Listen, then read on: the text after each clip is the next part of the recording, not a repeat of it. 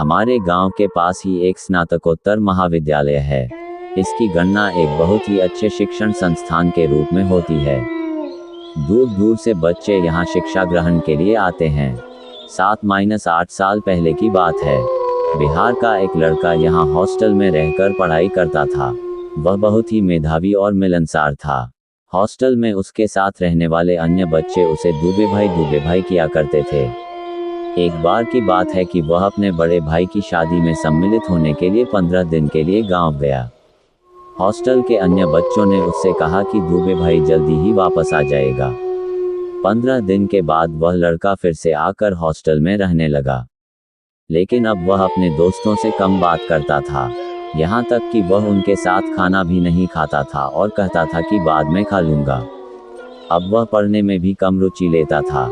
जब उसके साथ वाले बच्चे उससे कुछ बात करना चाहते थे तो वह टाल जाता था। वह दिन भर पता नहीं कहाँ रहता था और रात को केवल सोने के लिए हॉस्टल में आता था। घर से हॉस्टल में आए उसे अभी 1 हफ्ते ही हुए थे कि एक दिन उसके कुछ घर वाले हॉस्टल में आए। सबके चेहरे उदासीन थे।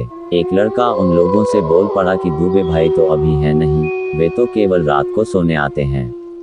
उस लड़के की बात सुनकर दूबे के घर वाले फफक कर रो पड़े और बोले वह रात को भी कैसे आ सकता है, हम लोग तो उसका सामान लेने आए हैं। अब वह नहीं रहा।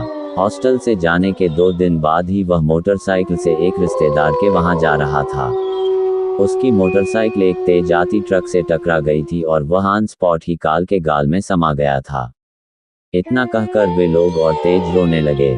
हॉस्टल के जो बच्चे ये बात सुन रहे थे उन्हें ठकुआ मार गया था और उनके रोए खड़े हो गए थे। वे बार बार यही सोच रहे थे कि रात को जो लड़का उनके पास सोता था या जिसे वे देखते थे, क्या वह दूबे भाई का भूत था। खैर, उस दिन के बाद दूबे भाई का भूत फिर कभी सोने के लिए हॉस्टल में नहीं आया, पर कई महीनों तक हॉस्टल के सारे बच्चे खौफ में जीते रहे और दूबे भाई के रहने वाले कमरे में ताला लटकता रहा।